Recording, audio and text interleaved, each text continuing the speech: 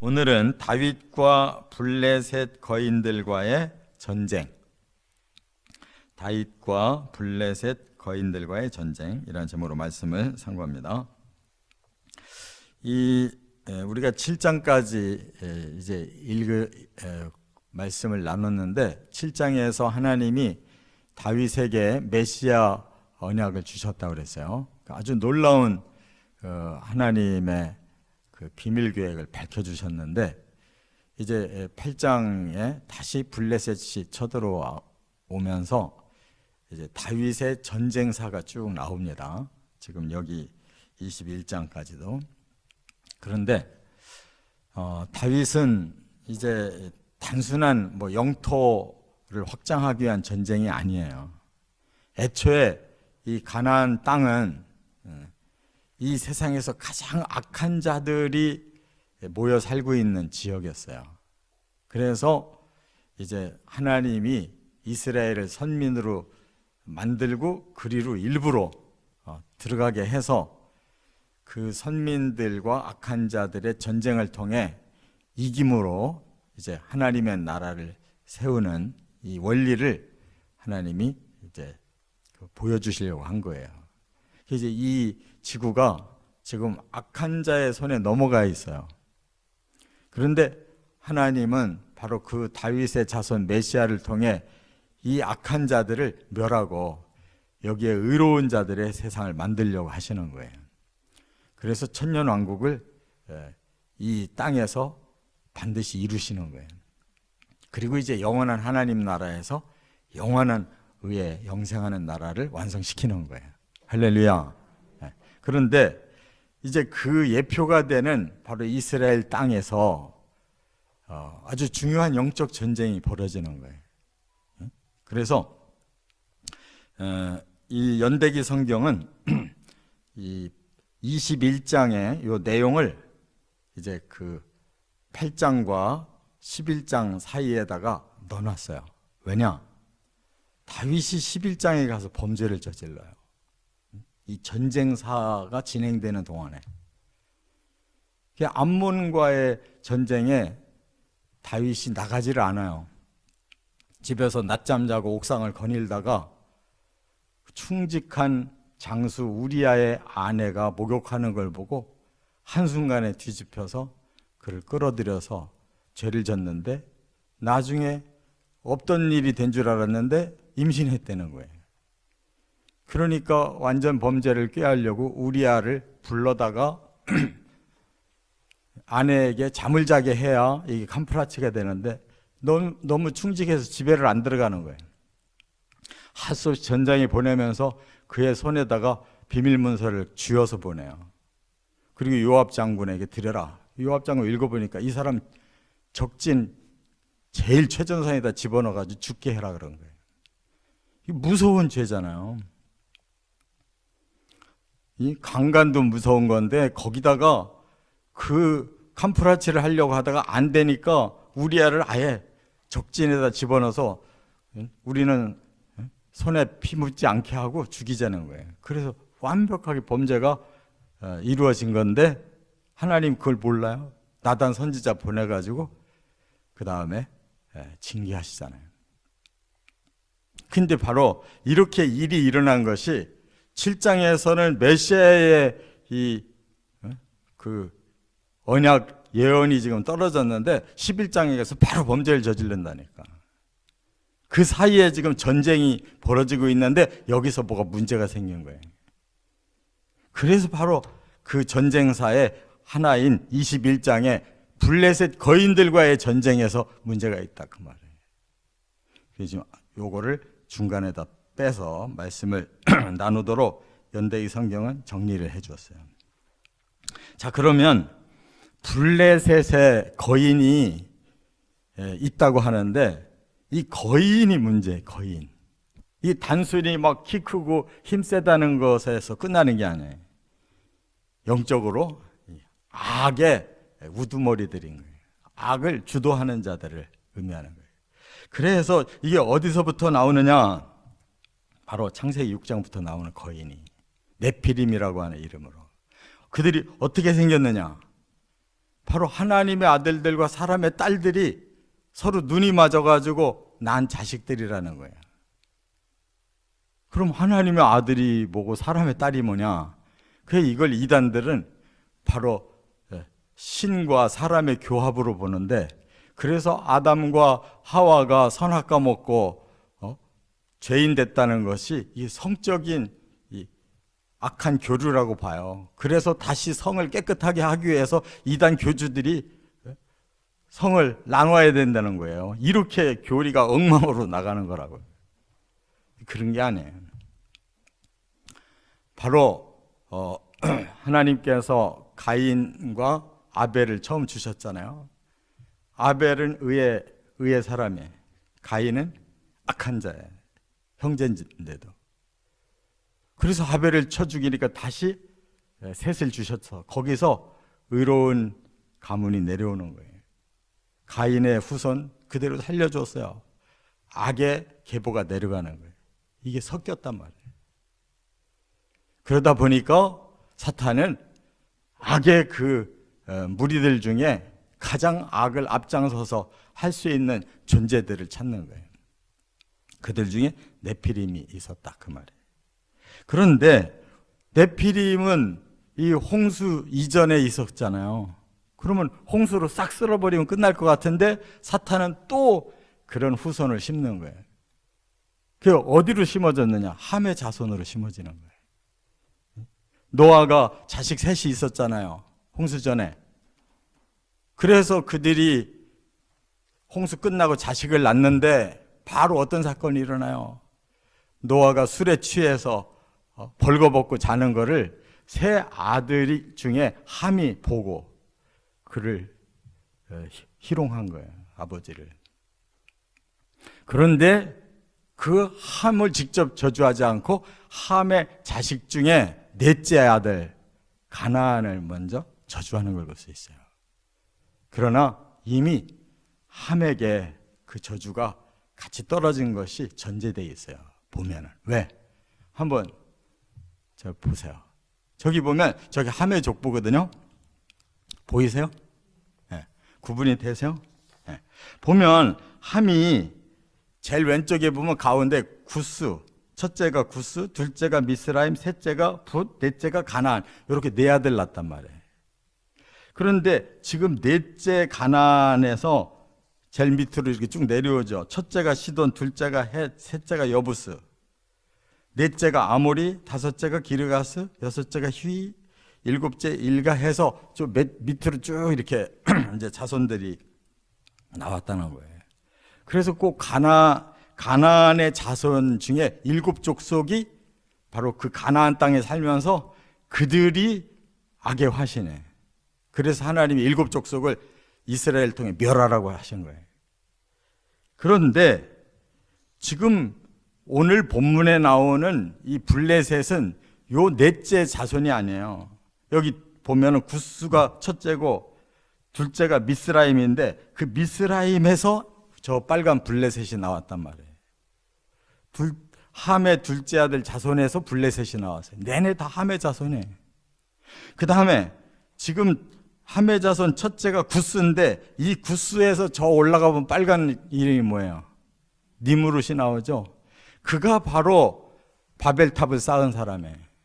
그가 바로 메소포타미아 문명을 일으킨 자였다 그 말이에요. 그러니까 결국은 이 문명 세계가, 악의 세계가 누구에게서 나오냐면 함의 자손으로 다 나온 거예요. 다 함의 자손들이에요. 그러니까 하나님께서 바로 그 악을 제거하는 우두머리로 지금 다윗을 삼은 거예요. 그가 그래서 메시아의 예표인 거예요. 그래서 오늘 이 바로 블레셋과의 전쟁이 지금 터지고 있는데 여기서 문제가 생겼다는 거예요. 잘 깨달으시 바랍니다. 뭐가 문제인지. 자, 첫째. 15절 상반절을 보면 블레셋 거인들의 영적 정체를 알아야 된다는 거예요. 단순히 그들이 그냥 거인일이다. 그게 아니에요. 네피림의 뿌리가 함에게로 이어지고 함의 자손들 중에 바로 지금 구스의 자손이 니므롯, 하나님 없는 악한 문명을 일으켰고, 그 다음에 미스라임 둘째 자손 중에 지금 블레셋이 여기 있는데 그들은 일곱 족속과는 다르게 취급이 됐단 말이에요. 그들도 내내 가나안 땅에 그 지금의 가자지구 쪽에 그들이 틀고 앉아 있는데, 일곱 족속을 멸하라고 해서 멸하고 있는데 블레셋이 계속 이스라엘을 침범해 오는 거예요. 그럼 뭘 의미할까요? 여전히 사탄의 세력은 계속 하나님의 그 권속들을 계속 침범한다 그 말이에요. 그러니까 그들이 악하지 않아서 놔둔 게 아니에요. 악한 자들이 계속 역할을 하도록 그 블레셋 쪽은 남겨놨단 말이에요. 근데 여지없이 이렇게 지금 그들이 이스라엘을 치려고 계속 달라들고 있는 거예요. 그런데 이미 이 모세 때에 12 정탐꾼을 보냈더니 거기에 아낙 자손, 네피림의 후손, 아낙 자손, 거인들이 살고 있더라라고 민수기 13장 33절에 말씀하고 있어요. 그 12 정탐꾼 들어갔을 때 그들이 봤단 말이에요. 그래서 우리는 뭐 같다? 메뚜기 같다고 그랬잖아요, 이미. 그때 이미 기가 죽어가지고 이스라엘 못 들어가겠다고 하는데 하나님께서 진노하셔가지고 38년을 광야에서 더 배회하면서 훈련받게 하셨잖아요. 그러고 나서 새로운 세대가 만들어진 다음에 들어간 거예요. 이게 다 영적인 원리인 거예요, 이게. 그냥 단숨에 애굽에서 나온 사람들이 2년 만에 단숨에 못 들어갔단 말이에요. 그들의 그 악의 뿌리들이 뽑히지 않으니까 못 들어가는 거예요. 40년 동안 하나님이 악의 뿌리를 뽑으시고 마지막에 치명적으로 모세까지도 못 들어가게 하면서 새로 여호수아 세워가지고 들어갔단 말이에요. 그런데 지금 사사시대를 거쳐 사울시대를 거쳐 아직까지도 정복을 제대로 못했다가 다윗이 드디어 예루살렘 여부스족을 멸하고 거기에 하나님의 수도를 세웠단 말이에요. 그런데 바로 옆에서 블레셋이 다시 달라드는 거예요. 그 중에 거인족들이 지금 여기 싸움에 나왔다 그 말이에요.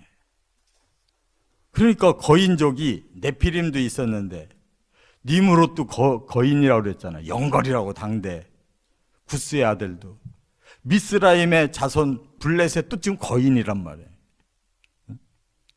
또 그 블레셋 중에 골리앗도 있잖아요. 거인이 있잖아요. 이렇게 지금 흐르고 있는데 단순히 덩치만 큰 거인이 아니고 악의 화신들이란 말이에요.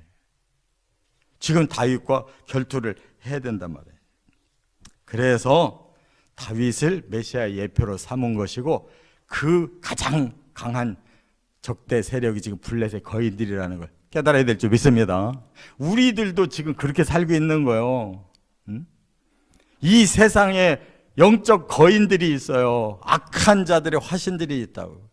반드시 교회를 넘어뜨리고 신자들을 무너뜨리려고 하는 족속들이 있단 말이에요. 그거 못 보고 있으면 다 넘어가는 거예요. 왜? 블레셋은 당시에 굉장히 발전한 나라였거든.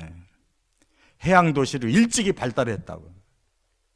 그러니까 이웃에 블레셋이 있으니까 이스라엘이 들어가서 눈 뜨고 보니까 그들이 부럽기 시작한 거예요. 그렇게 세상은 점령을 당하고 있다는 걸 깨달아야 돼요. 두 번째, 15절 하반절부터 17절에 보면 블레셋 거인들과의 전쟁 원리를 알아야 되는 거예요. 블레셋의 거인들과 어떻게 싸워야 되느냐, 이게 중요한 거예요. 근데 오늘 본문의 15절 하반절에 뭐라고 그래요? 블레셋과 싸우다가 다윗이 어떻게 했대요? 피곤했다는 거예요. 피곤했대. 이게 문제인 거예요. 15살 때 골리앗 때려잡을 때 피곤했어요? 어린 다윗이 조금도 겁이 없고 만군의 여호와의 이름으로 그를 저주하고 물맷돌 하나를 가지고 때렸어도 그를 거꾸로 때렸잖아요. 지금은 왕성한 군대를 가지고 있고 얼마나 다윗이 전쟁 경험이 많아요. 그런데 왜 피곤하냐고. 이거 몸이 피곤한 게 아니에요. 영이 느슨해진 거예요. 그래서 이 단어가 우프라는 단어, 우프. 이건 다른 말로 하면 곤비하다라는 데, 곤비하다. 괴롭고 고달프다는 거예요. 아니, 전쟁이 지금 성전, 거룩한 영적 전쟁인데 왜 고달프냐고. 마음이 흐트러진 거예요. 벌써. 그래서 다윗이 전면에서 가장 앞장서서 싸워서 이겨야 되는데 지금 약해진 거예요. 그랬다가 굉장히 위기를 겪은 거예요. 그러니까 이제 그 부하 장군이 다윗을 도와서 적을 쓰러뜨린 다음에 부하들이 뭐라고 맹세를 하냐면 다시는 우리 왕을 전쟁터에 오지 못하시게 하자. 우리가 다 커버하자. 우리 왕이 죽으면 큰일 난다. 맹세까지 했다는 거예요. 그래서 다윗이 암몬과의 전쟁에서 안 나간 거예요.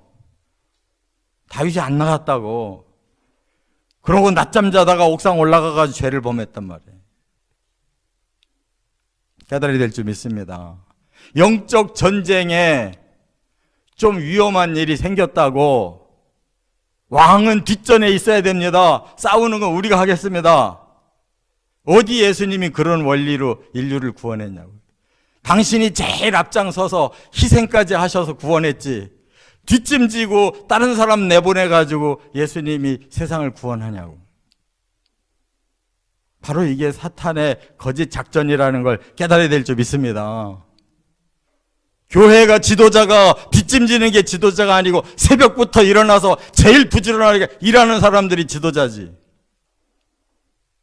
제일 일 안 하고 말로만 다 하고 회의로 결정만 다 하고 자기들은 헌신 하나도 안 하고 그게 무슨 지도자야.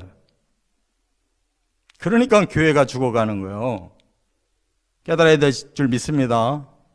깨달으시기 바랍니다. 믿으려면 제대로 믿어야지. 예수님은 최선봉장에서 악한 자에게 의로우신 예수님이 모든 죄를 뒤집어 쓰고 십자가에 죽으셔서 오히려 그것이 사탄을 이기는 권세가 됐는데 지금 이들은 거꾸로 하고 있단 말이에요. 그것이 문제인 거예요. 그래서 결국은 다른 자들이 블레셋 거인들을 다 쳐서 이겼대요. 여기 요나단이라는 이름도 나오는데 그거는 사울의 아들 요나단이 아니에요. 다윗의 친척 요나단이에요. 결국 아무개가 거인들을 이렇게 때려잡고 아무개가 이렇게 때려잡고 하는데 다윗이 때려잡았다는 말이 없잖아요. 그러면 되겠냐. 그러니까 엉뚱한 짓 한 거예요. 세 번째 18절부터 22절 블레셋 거인들의 말로를 알아야 돼요. 거기서 뭐라고 22절 끝에 말씀했어요. 다윗의 손과 부하들의 손에 다 넘기셨더라 그랬어요. 결국 블레셋 거인들을 다 멸했다는 거예요. 근데 다윗의 손과 부하들의 손에 넘겼다고 그랬는데 진짜 다윗이 그렇게 때려잡았습니까? 명분상 다윗이 왕이니까 다윗의 손에 넘긴 거고 부하들의 손에 넘겼어요. 만약에 명분이 아니라 실제라면 다윗이 앞장서서 다윗의 손에 다 넘겼더라 그랬을 거야. 근데 다윗의 손과 부하들의 손에 넘겼대요. 실제로는 부하들의 손으로 잡은 거고 명분상 다윗이 그들을 이겼다는 말이에요. 그래가지고 되겠냐고. 계시록을 보세요. 계시록 19장에 보면 11절에 이렇게만 나와요. 백마와 그것을 탄 자가 있으니 그 이름은 충신과 진실이라. 그가 공의로 심판하며 싸우더라. 그의 입에서 예리한 검이 나오니 그것으로 만국을 치겠고 짐승이 잡히고 표적을 행하던 거짓 선지자도 함께 잡혔으니 그들을 산채로 유황불못에 던졌다 그랬어요. 누가 했다고 그랬어요? 천사들이 했다고 그랬어요? 여기 지금 그 이름이 충신과 진실이신 백마 타신 바로 예수 그리스도가 앞장서서 하셨다는 거예요. 심판을. 깨달으시 바랍니다.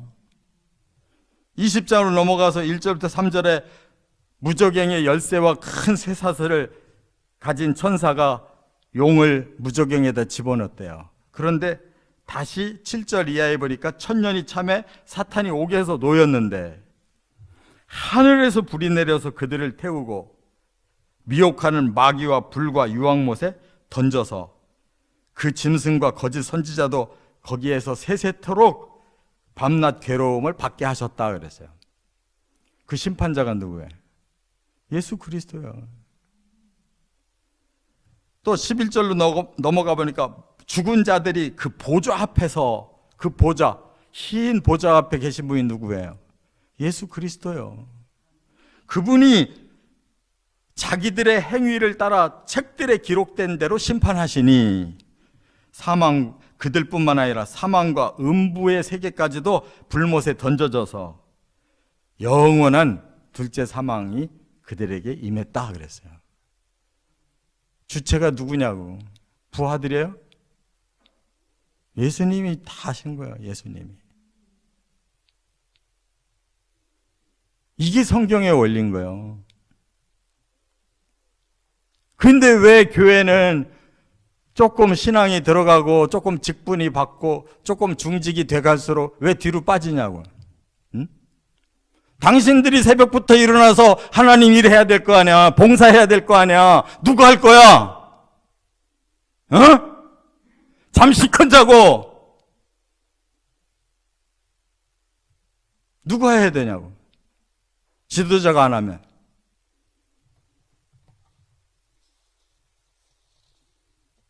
이러니까 하나님의 말씀을 왜곡되이 알기 때문에 교회가 거꾸로 가는 거예요. 깨달으시 바랍니다. 이 성경에서 이렇게 말씀하고 있잖아요. 다윗까지도 이렇게 때리고 있잖아요. 왜 다윗이라는 사람에게 피곤했다라는 말이 뭐가 필요했었냐는 말이에요. 하나님이 얼마나 안타까웠으면, 그가 앞으로 할 짓을 다 미리 내다보는 하나님이 얼마나 안타까웠으면, 왜 그가 전쟁이 시작되는 마당에 왜 피곤해서 전쟁에 안 나가고 뒷짐지고 엉뚱한 짓 하냐 말이에요. 그게 그만이 그러냐고. 우리들의 모습을 보시고 바로 서시기를 주의 이름으로 축원합니다.